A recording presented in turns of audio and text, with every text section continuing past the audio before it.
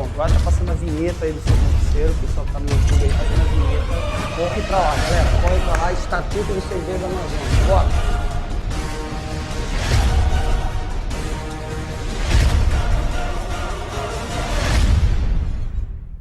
Olá, futuros servidores públicos do Amazonas, sejam muito bem-vindos para mais uma videoaula aqui do Sou Concurseiro Passar. Vamos iniciar um curso aqui, né? Essa é a primeira videoaula do nosso curso de Estatuto dos Servidores Públicos do Amazonas, tá? A Lei 1762, que é cobrada em todos os concursos estaduais. E você, gente, vai ter um curso completo, onde você vai tentar errar no dia da prova, mas não vai conseguir. Né? Você vai se esforçar, vou tentar, eu vou errar essa daqui, você não vai conseguir, de tão top que vai ficar aqui o nosso curso. Gente, é com imenso prazer, né, que eu estou aqui ministrando esse curso para vocês, e ele vai envolver uma série de videoaulas de teoria, tá? Uma série de videoaulas de teoria, onde nessa teoria nós vamos ter o acompanhamento da nossa apostila. Essa apostila, pode colocar aqui na tela para eles, né? A nossa apostila, ela está toda maceteada já para vocês, né? Você que está vendo aqui a nossa apostila, tá aqui esse cara bonito, né? Ela tá, olha aqui é o Estatuto dos Servidores do Amazonas, está totalmente comentado, os principais artigos, você está vendo aqui, ó, comentado, ponto por ponto, destacado, tá? Tem umas tabelinhas.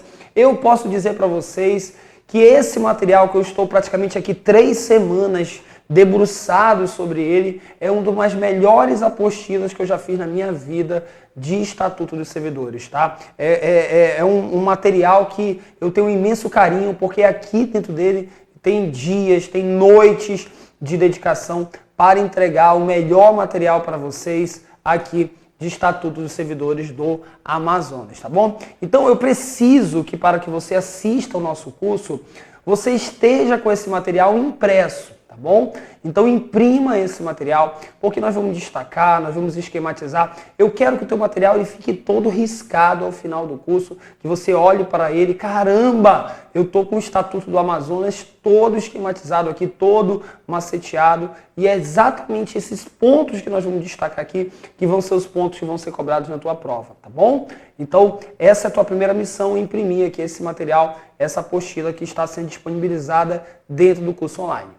Passado essa parte de teoria, nós vamos voltar para estudar o Estatuto todo, mas com base em questões, tá bom? Então, eu acho mais assim, mais produtivo nós estudarmos todo o Estatuto e depois nós retornarmos todo para ele na forma de questões. Então, o primeiro bloco aqui de estudos vai envolver exatamente essa parte do estudo da teoria, de aprender mesmo o que o Estatuto traz. Tá? O que serve, para que serve o Estatuto, quais são seus direitos, quais são os pontos que ele disciplina. E depois que você tem essa abordagem macro, você volta para ele através de questões, aí você fecha com chave de ouro todos os principais pontos com muita memorização, tá bom? Então, sejam muito bem-vindos, muito obrigado por confiar aqui no trabalho do Sou Concurseiro Passar. Eu não tenho dúvida alguma que nós vamos ter aqui um ótimo curso de Estatuto dos Servidores. Deixando de conversa, vamos aqui para o nosso primeiro ponto, que eu quero que você pegue aí o teu material. Nosso primeiro ponto, ele fala exatamente, anotem aí, das espécies de servidores públicos no estado do Amazonas. Vamos lá? Então você vai colocar aqui o primeiro ponto que nós vamos estudar. Ele traz as espécies de servidores, os tipos de servidores públicos, tá, existentes no Brasil. As espécies, os tipos de servidores públicos existentes no Brasil. Muito bem. O primeiro tipo, né, de servidor, a primeira espécie de servidor que você pode anotar aí, para ficar bem legal no teu caderno, é o chamado, vamos ver aqui, vou pegar uma outra cor de caneta, é o chamado servidor público efetivo. Esse servidor público efetivo, galera, ele recebe um apelido. Ele é apelidado de estatutário, tá? Esse servidor público efetivo, ele é apelidado de estatutário. Fábio, por que ele é apelidado de estatutário? Ele é apelidado de estatutário, gente, porque ele é regido por um estatuto. Ele é regido por um estatuto, ele é regido por uma lei que foi feita só para quem é servidor estatutário. Então, quem é servidor estatutário, quer saber seus direitos, quer saber férias, licenças, quer saber todos os seus direitos, esse servidor estatutário, ele vai no seu respectivo estatuto. E aí, eu trago para vocês, por exemplo, quem é servidor público federal, o Estatuto dos Servidores Públicos Federais é a famosa Lei 8.112/90. É uma das leis que é mais cobrada, é a lei mais cobrada, é cobrada em todos os concursos públicos federais, Polícia Federal, Polícia Rodoviária Federal, Receita Federal, IBAMA, INSS, agências reguladoras. Todo concurso federal para estatutário, para servidor efetivo, vai ter no seu conteúdo programático a famosa Lei 8.112. É um dos cursos, essa Lei 8.112, que mais nós vendemos dentro do nosso curso online de pessoas pelo resto do Brasil, né? Porque cai em todo o concurso federal. No Amazonas,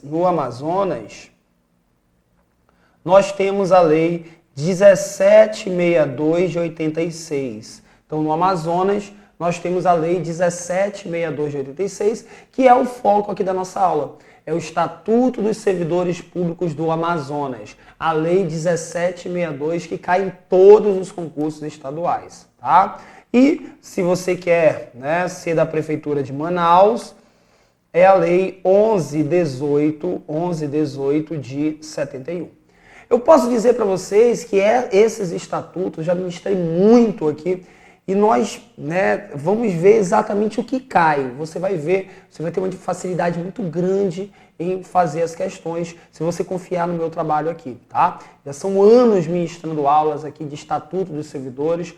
Eu poderia até ministrar um curso dos três ao mesmo tempo, falando as diferenças dos três, mas embaralha um pouco. O foco aqui do nosso curso é exatamente a Lei 1762. Mas esses pontos que nós estamos conceituando aqui, vale para qualquer concurso público, tá? O servidor estatutário, ele tem uma coisa que os outros servidores não têm. E o que seria, Fábio? Ele tem, anote aí, a chamada estabilidade. O servidor estatutário é o único que tem a chamada estabilidade. Uma segurança no serviço público, onde ele não vai perder o cargo público dele. E essa estabilidade, ela é adquirida por cada um dos servidores com 3 anos de efetivo exercício. Cuidado, galera, que eles colocam 3 anos de posse, 3 anos de nomeação. Vai estar errado, tá? Vai estar errado. É 3 anos de efetivo exercício. Não é 3 anos de posse e nem 3 anos de nomeação, tá bom?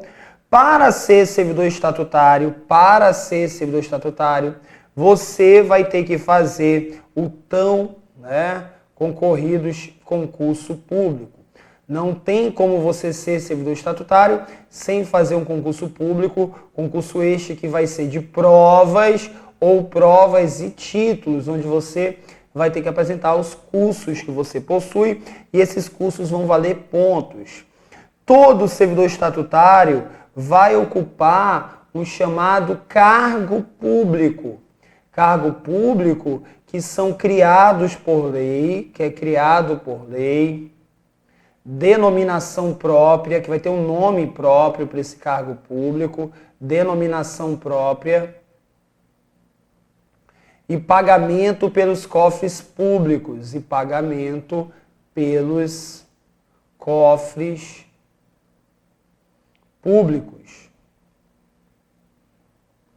Tá? Então, você vai ocupar um cargo público, tá? Você vai ocupar um cargo público, ou seja, um lugar no órgão público. Se lá no órgão público que você vai ocupar existem 1000 cargos públicos, 1000 pessoas vão trabalhar, tá? Lá naquele órgão. Combinado, gente? Tranquilos? Beleza? Legal, então esse é o macete que você tem aí de servidor público efetivo, ou também chamado de estatutário. Paralelamente, nós temos um outro tipo de servidor, tá? Que é o chamado, você vai colocar, é o chamado empregado público, tá? Nós temos o chamado empregado público. Este empregado público, ele recebe um apelido também no mundo, né? No mundo dos servidores, ele recebe o apelido de seletista. Fábio, por que ele é apelidado de seletista? Porque ele é regido pela CLT. Esse servidor público, chamado de seletista, ele é regido pela mesma lei voltada para a iniciativa privada. Então, a mesma lei que é aplicada para quem trabalha na Zona Franca de Manaus, na indústria, no comércio, que esses trabalhadores, se querem saber seus direitos, vão na CLT, a mesma coisa é para esse tipo aqui de servidor público, o empregado público. Ele também é regido pela CLT. E se ele é regido pela CLT, ele não tem uma coisa que o estatutário tem. Ele não possui estabilidade. Esse empregado público, a qualquer momento, ele pode pegar um pé na bunda. Ele não tem estabilidade. O único tipo de servidor que tem estabilidade é o servidor público efetivo, é o estatutário. Tá? O servidor estatutário é o único. O seletista não tem, o empregado público não tem estabilidade. Ele é regido pela CLT. Em compensação, ele tem uma coisa que o estatutário não tem. Ele tem direito ao FGTS. Então, 8% do salário de um empregado público, tá, é depositado na Caixa Econômica Federal, numa conta de FGTS. É uma poupança compulsória, que ao ser desligado, o empregado ele tem direito a sacar o valor dessa poupança compulsória do FGTS, e se a demissão for uma demissão sem justa causa, do valor que ele tem lá depositado, ele ainda vai ganhar uma multa de 40%. Então, digamos que você foi demitido, você tem 100 mil reais na tua conta de FGTS. Quando você for demitido sem justa causa, a empresa, né, o órgão público seletista, vai ter que te pagar 40 mil reais, ou seja, 40% do saldo do FGTS, tá bom? Então, isso o estatutário não tem. Isso aqui é exclusivo para quem é seletista. Bom, Fábio, você está falando que o estatutário tem estabilidade, o seletista não tem. E o seletista, então, Fábio, ele não precisa fazer concurso, não é verdade? Não, é errado. O seletista tem que fazer também concurso público, ele tem que fazer também um concurso igual ao concurso do estatutário, de provas ou provas e títulos. Então, não quer dizer que a pessoa que passou no concurso, então sempre vem umas questões assim, toda pessoa que passa no concurso público, ela tem, né, garantido a sua estabilidade. Não, nem todos. Nem todo servidor público aprovado em concurso público vai ter estabilidade, como é o caso aqui do seletista.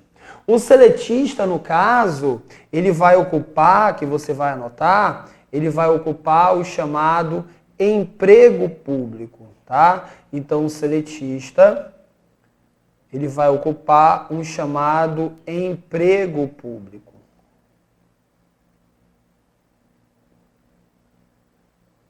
Esse emprego público, ele é para as empresas públicas, Então, os concursos da Caixa Econômica Federal, dos Correios, tá? Esses concursos são para seletista, assim como para as sociedades de economia mista, onde concursos para Petrobras, concursos para o Banco do Brasil são para seletistas, tá? São para seletistas. Então aqui nós temos um grande esquema, um grande macete, né, para você, do que vem a ser servidor público estatutário e o que vem a ser o servidor público seletista. Você que se está no teu edital, o estatuto, algum desses estatutos, é porque você está fazendo concurso público para estatutário, tá bom? Estatutário. Coloca a tela toda aí para a galera ler com calma, beleza?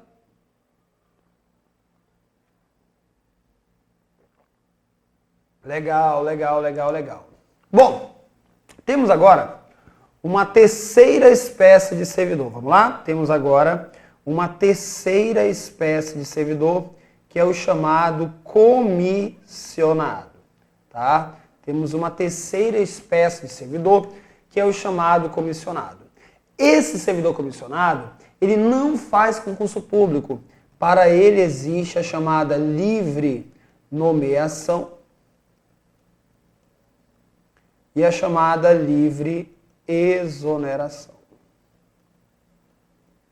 Ou seja, ele pode ser nomeado, tá? Quem ele quiser. Então, eu sou uma autoridade e eu tenho 10 cargos comissionados dentro da minha competência. Eu nomeio para esses cargos comissionados quem eu quiser.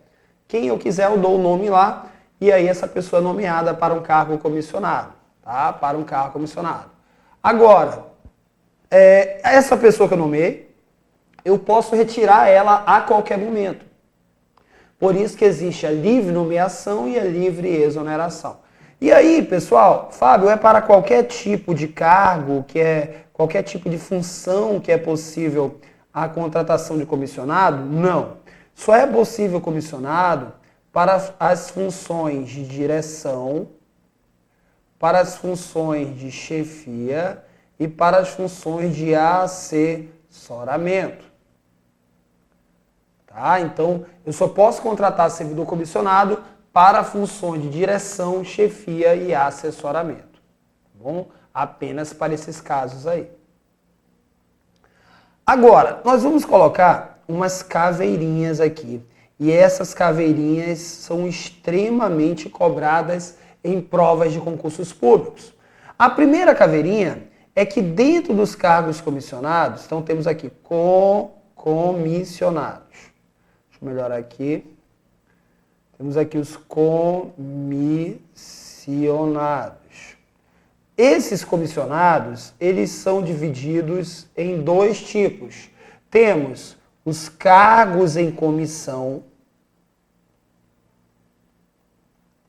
e temos as funções de confiança. Então, o servidor comissionado, ele pode ser ocupante de um cargo em comissão ou uma função de confiança. Entenda o seguinte, se você faz parte de um órgão e lá está escrito, aqui neste órgão tem 10 cargos em comissão. A expressão cargos em comissão quer dizer que podem ser nomeados para esses cargos pessoas de fora do órgão público ou até mesmo pessoas concursadas. Então você entrou na Polícia Civil do Amazonas. Lá na Polícia Civil do Amazonas está dizendo que o delegado-geral ele tem 5 cargos comissionados, cargos em comissão. Isso significa que o delegado-geral ele pode nomear quem ele quiser. Nem precisa a pessoa ser policial, por exemplo, tá? Para ocupar um cargo desses em comissão. Agora, se é uma função de confiança, apenas pessoas concursadas do órgão. Apenas pessoas concursadas. Por exemplo, na Polícia Civil do Amazonas, nós temos a função de confiança delegado titular de delegacia.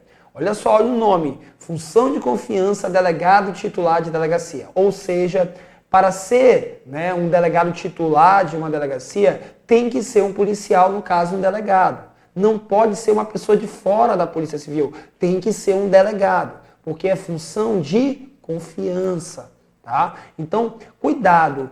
Cargos comissionados, eles se dividem em cargos em comissão e funções de confiança. Lógico, quando um cargo desse aqui ele tem a sua nomenclatura definida por lei, é a lei que vai definir quanto vai ser esse quantitativo de cargos em comissão e funções de confiança. A segunda caveirinha, ela diz respeito à nomeação de parentes para esses cargos comissionados. Essa nomeação de parentes ela é chamada de nepotismo. Nepotismo é a nomeação de parentes de até o terceiro grau para cargos comissionados. Se eu estou falando comissionado, eu estou pegando aqui todos esses aqui, inclusive a função de confiança. O nepotismo, pessoal, primeira coisinha que eu quero que vocês decorem, ele está proibido. E existe uma súmula do STF, uma súmula vinculante número 13, proibindo nepotismo no Brasil. Ninguém pode nomear um parente de até o terceiro grau de parentesco para um cargo comissionado, tá? Para um cargo de comissão, uma função de confiança. Pode vir aqui comigo? Deixa eu colocar aqui para vocês. Colocar aqui a súmula vinculante do STF, a número 13. Deixa eu ver se vai abrir aqui. Era para ter colocado isso aqui antes da aula, mas vai dar certo. Pronto, já vai aparecer. Vamos ver. Tá. A internet tá tipo net, né? Tá tipo net. Opa, foi. A súmula, colocando aqui no Google, súmula vinculante 13, tá? 13.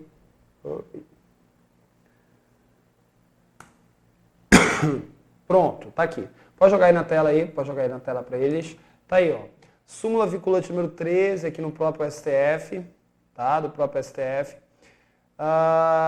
E aí ele fala aí, né? A nomeação de cônjuge, companheiro em linha reta aqui, ó. Essa é a súmula vinculante número 13 do STF.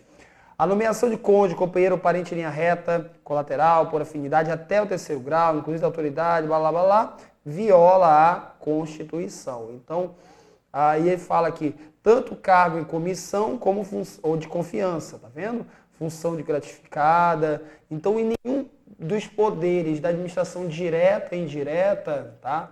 É possível a nomeação de parentes de até o terceiro grau. Vamos só agora colocar um ponto, que você vai colocar aí, diz respeito ao chamado nepotismo cruzado. O nepotismo cruzado, ele também é proibido pela súmula.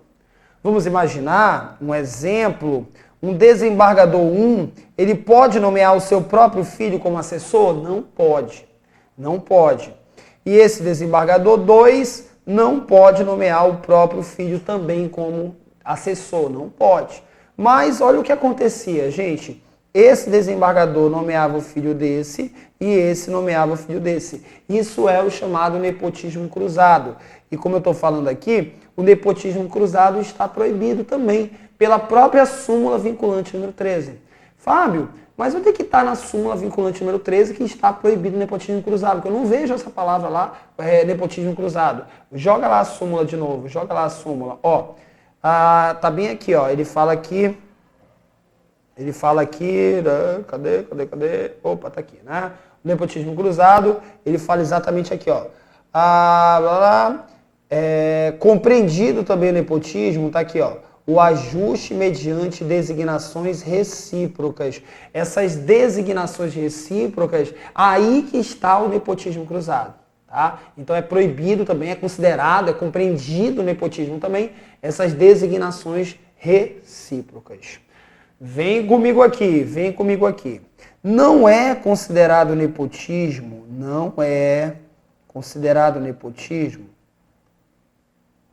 a nomeação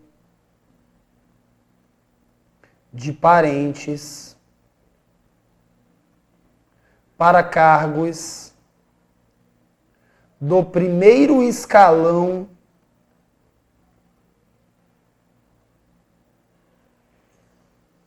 do Poder Executivo. Então, o presidente da República ele pode nomear um parente ministro. O governador ele pode nomear um seu irmão como secretário, tá? Secretário estadual, secretário municipal.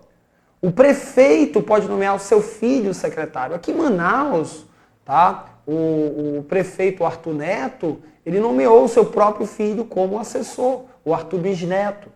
Tá? O Arthur Bisneto ele era secretário, não tem problema.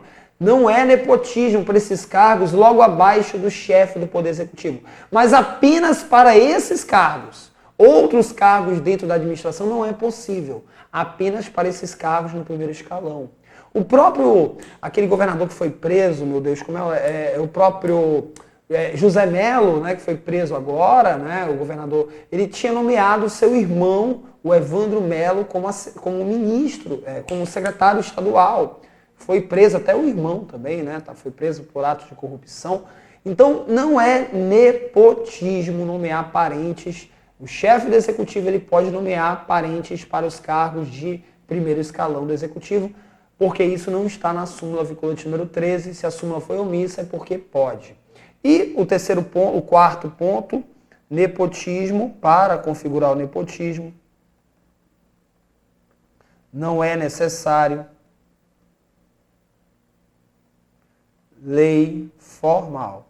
Não é necessário uma lei proibindo o nepotismo.